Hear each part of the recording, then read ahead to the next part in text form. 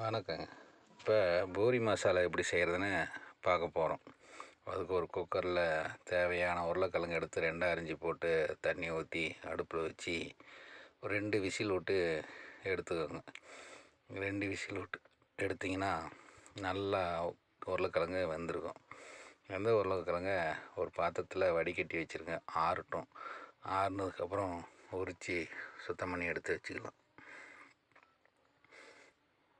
சூடாக கையில் தொட்டிங்கன்னா கையை சுட்டுடும்.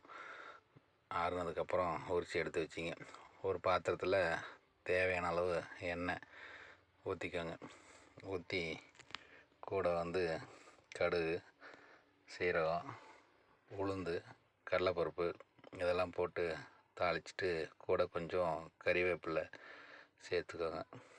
கறிவேப்பிலை சேர்த்து தாளிச்சிட்டு கூட பச்சை மிளகாய் வேணும்னா பச்சை மிளகாய், வரமிளகாய் வேணும்னா வரமிளகாய் போட்டுக்கலாம். வரமிளகாய் போட்டு நல்லா தாளித்து விடுங்க. தாளித்து விட்டுட்டு பெரிய வெங்காயம் நீளமாக நறுக்கி வச்சுருப்போம், அது கொஞ்சம் சேர்த்தி போடணும். பூரி மசாலாவுக்கு பெரிய வெங்காயமும் உருளைக்கிழங்கும் தான் ரொம்ப முக்கியம். அது கொஞ்சம் வதங்கி வந்த உடனே கூடவே கொஞ்சம் பெருங்காயத்தூள் போட்டுக்கோங்க. ஏன்னா உருளைக்கிழங்குங்கிறதுனால வாயு அதிகமாக இருக்கும்.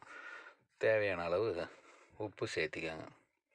உப்பு சேர்த்துட்டு லைட்டாக மஞ்சத்தூள், கொஞ்சம் மஞ்சத்தூள் போடுங்க. ரொம்ப போட்டிங்கன்னா மசாலா மஞ்சள் கலராக மாறிடும்.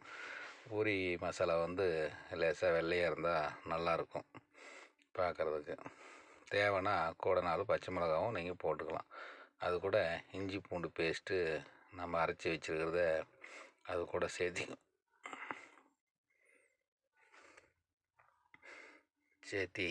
நல்லா வதக்கி விட்ருங்க.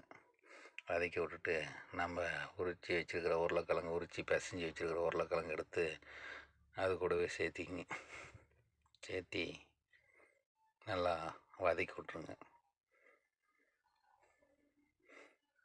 கொஞ்சம் வதங்கினதுக்கப்புறம் தேவையான அளவு தண்ணி சேர்த்திக்கிங்க. ரொம்ப தண்ணி சேர்த்திட்டிங்கன்னா சாம்பார் மாதிரி ஆயிரும். தேவையான அளவு சேர்த்திங்க. அப்போ பூரி மசாலா கல்லாட்டி இருந்தால் தான் சாப்பிட்றதுக்கு, பூரி கூட வச்சு சாப்பிட்றதுக்கு நல்லாயிருக்கும். அது ஒரு கொதி வந்த உடனே லேசாக நம்ம தேங்காய் போட்டுக்கல்ல அரைச்சி வச்சுருக்குறோம், அதையும் அது கூட சேர்த்து நல்லா வதக்கி விட்ருங்க. கலக்கி விட்டுட்டு அது நல்லா கொதித்து வரும். அடி பிடிச்சிக்கும், கிண்டிக்கிட்டே இருக்கணும். கொதித்து வந்த உடனே நம்ம கொத்தமல்லி தலையை போட்டு இறக்கி வச்சுருங்க. இறக்கி வச்சுட்டு பூரி கூட வச்சு சாப்பிட்டு பாருங்கள். நன்றி, வணக்கம்.